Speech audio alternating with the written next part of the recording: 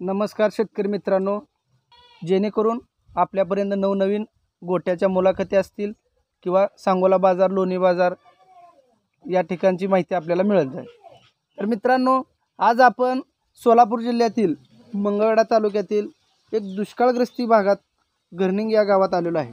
तर या ठिकाणी 40 ते 45 टेम्परेचर असतं, काय 40 ते 45 टेम्परेचर इतकं असतं। तर मित्रांनो, आज आपण एका गायीपासून सुरुवात करून त्या ठिकाणी आज 35 ते 40 गायी कशा उभा केल्या आपण या बाबांना विचारू आणि त्यांची मुलाखत घेऊ। नमस्कार बाबा। नमस्कार। आपला परिचय? परिचय आता कसं आहे, असताना होतो मी गरीब होतो, कामाला गेलं तर काम होत नव्हतं, अधिक पोरं होती बारकी बारकी।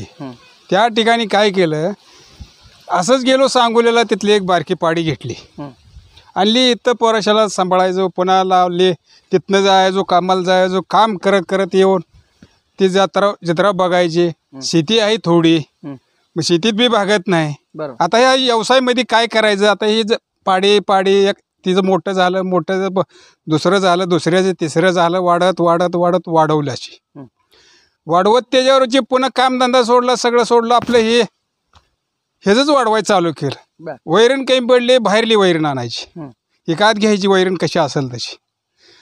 ही आता गोटा बनवला, पुन्हा गोट्यात मोकळी सोडत होतो। मोकळी सोडल्यावर हवा पेते ती, मोकळ्या अंगाने फिरते ती, खाते ती, पिते ती, जाऊन बसते ती, पाणी जाग्याला त्यांना केलं। हिथून आता पुन्हा पोरोशी काम करायला आल्यावर, हे बाबा ही करा असं, ही ती करा असं म्हणून यांना शिकवलं। शिकवत आपण आता ही 35-40 गाय आहे, ही गुराज मी माग बघतोय। बरं, आता तुम्ही सांगितलं बाबा, म्हणजे एकदम ही केलं, सुरुवातीला तुम्हाला अडचणी काय काय आल्या? लय अडचणी आल्या त्या। अडचणी काय फार येते त्या, तिथं पेन नाही, हे नाही, पाऊस पडला म्हणजे चिखलात अपघात जायचं, गाडी यायची नाही, त्यातनं खांद्यावर पोतं आणायचं, असल्या सुद्धा अपघात झालेले आहे त्या। पावसात तसंच अपघात काढलं।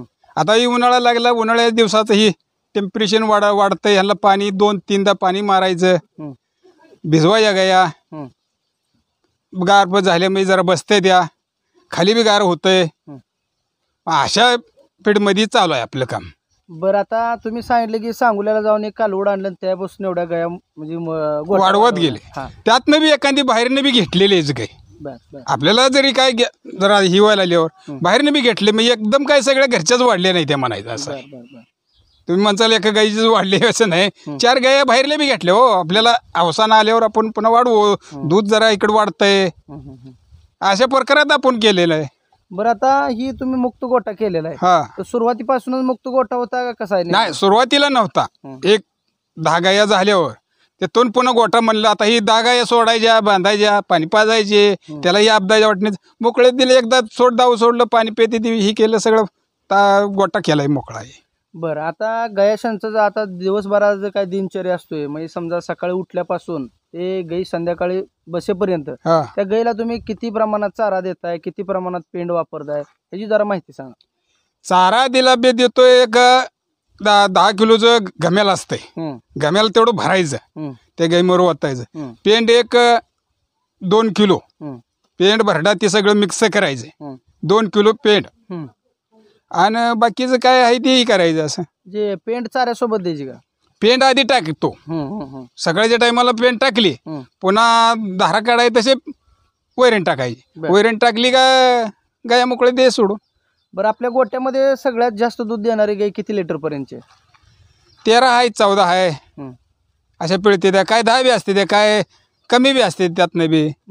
मग आता 13-14 लिटर दूध देणाऱ्या गायला किती चारा देताय, आणि 7-8 लिटर दूध देणाऱ्या गायला किती चारा देताय? चारा तेवढा सगळ्याला सारखाच पडतोय। मग हे परवडतंय का गणित तुम्हाला? परवडत ना, तर मग काय करायचं, तिचं दूध वैसे निघतंय तर ती चाऱ्याप्रमाणे तिला ती भागतं या, थोडं दूध निघतंय, ती गाब गेली म्हणा, तिला आठवायला लागल्यावर कमीच देणार की, आणि जास्त येल्यावर लवकर असते ती, त्याला जरा जास्त मिळतंय, त्याला चारा बी जास्त टाकतोय आपण। मग आता दूध वाढायसाठी तुम्ही काय कुठली यंत्रणा, नवीन पेंड किंवा नवीन चारा, असं काय तुम्ही काही प्रयोग केलाय का? नवीन प्रयोग म्हणजे तसा काही केला नाही, म्हणजे आपण काय करतो, मकाचं फड घेतली, ते मकाचं फड आपण ती कुट्टी करायची आणि ती आतच टाकायची त्याला, म्हणजे कांदाडे जी असते ती बुरकांड खादी त्या पाल्या साईड बुडक्या साईड सगळी खादी बर बर. त्यात दूध वाढत आहे म्हणजे मकाचा चारा दिल्यानंतर दुधात वाढ व्हायला काय? वाढ व्हायला आणि घास गावात असते देत बर. मग आता काय लोक म्हणते ती घास गवतानं गाया म्हणजे दूध देत नाही त्या किंवा नाही नाही नाही हा. घास गावात पाहिजे तिला हं. त्या शेवट ती गाय शाबूत राहत नाही दूध वाढतं त्याने बी आणि ह्याने बी दूध वाढतं बर. बरं आता तुमचं नाव काय? दादा तुकाराम माने. बर. तुमचं वय किती आता? माझं वय असेल एक 70 असेल. आता तुमचं वय 70 असून तुम्ही एवढा म्हणजे व्यवसाय करताय, तुम्हाला असं कधी वाटलं नाही का तुमच्या काळात की बाबा शाळा शिकावी नोकरी लागावं असं काय वाटलं नाही का? काय शाळा शिकायला ते पहिले नव्हे आपदा म्हणून मी सांगतोय काय पहिले आपलं कुठं गेलं तर काय मला बारका असताना तर मला लावतच नव्हती कामाला. बर. कुठेतरी जायचं ही करायचं पुन्हा मग ही लग्न झालं ही असं वाढत वाढत ही वाढल्यावर तिथनं मोहर आपलं ही विजन चाललं लेकरं आपली बारकी आहे तर आपण व्यवसाय काय करावं तर काय तर केलंच पाहिजे ना. बरोबर. शेती किती आहे तुम्हाला? 3 एकर आहे. काय असते शेत? शेती ती चाऱ्याशिवाय मी काय करत नाही. बर. जनावर बकळायचं आपल्याला चारा बाहेर नाही विकत घेतोया आणि मग आता आपण शेतीत काय करायचं बाहेर मटेरियल आणायचं खायचं तर आपण विकत घेऊन यायचं. बर. आता शेतीला पाणी आहे का? पाणी आहे बर. पाणी आहे पाणी केले.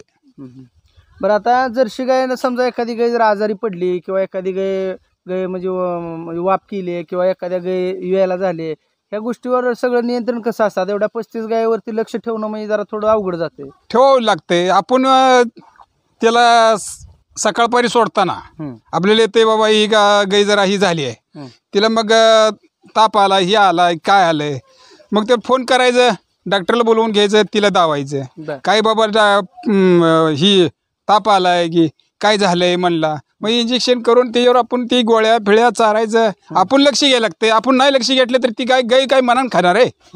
हा आपण कष्ट करायला लागते त्याला कष्ट केल्याशिवाय काय नाही. आता एखादी गाय समजा नवीन वेलेली आहे समजा आणि त्या गायीला समजा कासवर सूज आहे समजा एखाद्या गायीला मस्टडी झाली असा कधी प्रकार झालाय का? नाही होतो ती ताप ही आल्यावर होतो तिला मस्टडी म्हणजे ती आतनं ताप असल्यामुळं त्या दुधाला पहिलेच दूध ताप ऊन असतं आणि त्याच्यामुळं ते काय होतं ती ताप आल्यामुळं त्या दुधाला त्याचे ही कनेक्शन मिटलं झालं म्हणजे ती हे होतंय मस्टडी होया बघते. म्हणजे आता ही काय म्हणते ती घाणीत बसली ह्याच्यात बसली त्याच्यामुळं मस्टडी झाली अशी नसतं त्याचा प्रकार नाही त्याचा. जेवायला आल्यावर तिला काय होतंय कुठं दुखतंय ती त्याला होत असतं तसं. हा. बरं. आता आबा अजून एक आता मला पडलाय प्रश्न नवीन जी काय आता पोर आहे ती नवीन त्या पोराशांचं म्हणणं येतं की ह्या दूध धंदा केल्यावर शान काढायला लागते पुन्हा धारा काढायला लागते त्या हे असं मग ती नको वाटते त्यांना काम करायला लाज वाटते. मग तुम्हाला काय वाटते ह्या पोरांनी ह्या धंद्यात यावं का कुठं 10-12 हजारावर नोकरीच करावं? 10-12 हजारावर नोकरी करणं म्हणजे त्याच्यात ही चूक आहे. का चूक आहे? आपण 10 हजाराला जलमपतूर जर काम केलं तर 10,000 पगार आहे का नाही? बरं आपण इथंही आपण 2 गाया करतोय त्या 2 गोयातनं 20 लिटर दूध गाठलं त्यानं घेतलं पैसे आलं काय कमी येतील नाही ज्यादा त्याला काय दुधाचा रेट म्हणजे काय सारखा नाही. एकदा मागतो एकदा स्वस्त होतो स्वस्त झाला म्हणून काय आपण बाबा गाया लगेच नेऊन काही नाही त्याला घालायला लागतंय त्याला करावं लागतंय. तिथून पुन्हा मोहर जरी दूध रेट वाढला मग त्या ठिकाणी काय करते आणि एखादी गाय घेतली म्हणजे पैसे वाढून येते ही माणसाचं लक्षण आहे. आणि कमी आल्यावर काय म्हणायचं आहे ही तर मला कमी नाही ह्यात माझं काय भागं ना पुन्हा इकून टाकायचं त्याच्यावर गाय गुरावर लक्ष द्यायचं नाही ती दूध गाय कमी दूध द्यायला लागली आता मग ही इकूनच टाकायला पाहिजे याला. कित्येक शेतकरी अशी उद्ध्वस्त झाली. मग तसे करायचं नाही स्वतःचं लक्ष असल्याशिवाय ती गाय उत्पन्न देत नाही. हा. मग आता ह्या पोराशाने नोकरी केली पाहिजे का धंदा केला पाहिजे? धंदा त्याने केला पाहिजे. धंदा करावं कसा लक्ष देऊन जसं शाळेला जातो शाळेला गेलं मास्तर कसा शिकवतो मास्तरचं ऐकतात मास्तर नोकरीला मोहर धावतात नाही नोकरी लागल्यावर तुम्ही काय करणार आहे तिथं? बरोबर आहे. तसं सगळ्या गोष्टीत लक्ष पाहिजे त्या मुलाचं. शाळेला गेला तरी पण घरात बी लक्ष पाहिजे शेतीत बी लक्ष पाहिजे. ही केलं तर चांगलं चवांगी नाचला तर सगळ्या गोष्टीतनं कुठे जरी उभा राहिला तर त्याला काय अडचण येत नाही. बरोबर. म्हणजे संपूर्णपणे गायीचा संगोपनाची माहिती घेऊन त्या जर धंद्यात उतरलं तर ह्यातनं काय नुकसान काहीही नाही होत. नुकसानी म्हणजे एखाद्या वेळेस होतं नाही असं नाही एखाद्याला ती लई जी ताप आला गुचट ताप झाला की काय झालं त्यातून नाही आवरलं डॉक्टरला बी नाही आवरलं तिचं लईच कॅपॅसिटी ही झाल्यावर ती आता ती मरायला लागल्यावर त्याला काय घाबरायचं आहे का मरलेलं मरलं म्हणायचं. बरं आता अजून एक मुद्दा आहे, एखादी गाय जर आपल्याला नवीन घ्यायची असली तर तिच्या कासबीस मोठे असावे किंवा गाय अशी मोठी असावी असं काय बघून घ्यायचं का कसं काय बघायला लागतं? गाय बघायची कशी आहे तिचे सड बघायचं तेवढं कास मोठीच असावं काही नसतंय. तिचं कासतच दूध मोठी कास आहे म्हणून कासत दूध नसतं अंगात शरीरात दूध असते ती. बर बर शरीरात ते मेंढ काय कास आहे म्हणून तिला दूध कमी निघते म्हणाय नाही तिला ती कासातलं कासत आवरत नसतं म्हणून शरीरात थांबतं आणि पाना गाठला म्हणजे तिथं खाली दूध सुटत असतं. बरं बरं म्हणजे जास्त मोठी कास आहे आणि लय दूध देते ही सगळी खोटी संकल्पना आहे. शंकला खोटी खात्रीनं दूध एक आहे बाबा ती एखादी गाई कास सड लांबा राहतं ही येतं पण ती दूध थोडंच देते याला काय करायचं. आता योग्य आणि चांगली गायची पारख कशी करायची? समजा आपण बाजारात गेलो सांगोल्याच्या आणि एखादा तुम्ही म्हणला पारखे कालवड घेऊन आलो तशी एखादी गाय घ्यायला गेलं तर काय पारख करणार तुम्ही गायची? सड चांगली बघणे आणि कास तिची पेटीबाज पाहिजे. लई लांबार असावं कास तर ते लांबार कासाचं जोळणा सुटत जातो त्याला कास बोजा सुटतो जास्त दुधाचा बोजा नाही तिचा कासाचा बोजा झाला दूध सुटाय ते सुटत असते त्या टायमाला. आता जर एखाद्या नवीन जर कुणाला सुरुवात करायची असेल ह्या दुग्ध व्यवसायाची तर कशा पद्धतीने करावं असं वाटतंय तुम्हाला?